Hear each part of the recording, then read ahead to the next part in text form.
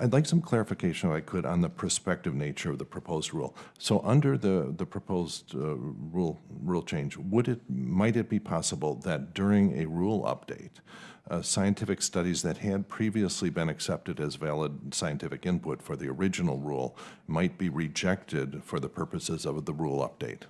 So that's also part of the kinds of comments that we received, and that's currently what's being discussed and debated. So we'll have to see how all of this weighs as we work towards finalizing that rule and what that final rule. So the answer is possibly yes, with the current state of deliberation. Yeah. I think it's one of a number of comments that we're still working through. Okay, so something as simple as a change in the data retention requirements between the time it was originally published and current data retention requirements might cause the science to be rejected. Yeah, I don't know about the data retention. That's a little more detailed than I think.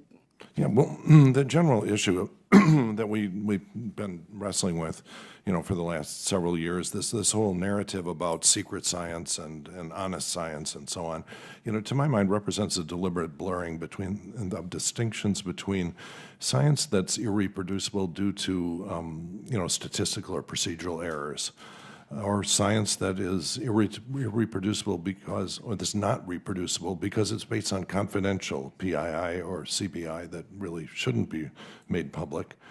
Science that's based on natural experiments, things that just happen naturally, volcano eruptions, things like that, and also man-made ones such as, say, the BP blowout. Where very valid science was extracted using an experiment that probably should not be repeated. And finally, valid experiments that have been performed and research that's been performed in the past at a time when the data retention requirements were different.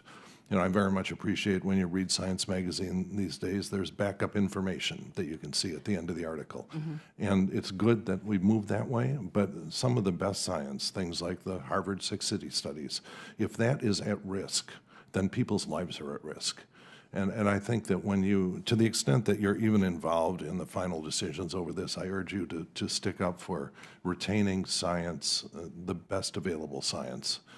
And as was mentioned, Congress has considered and rejected a lot of these, secret science and honest science proposals for good reasons. Can you understand why we might not be comfortable with having the final call on these being made by a coal lobbyist?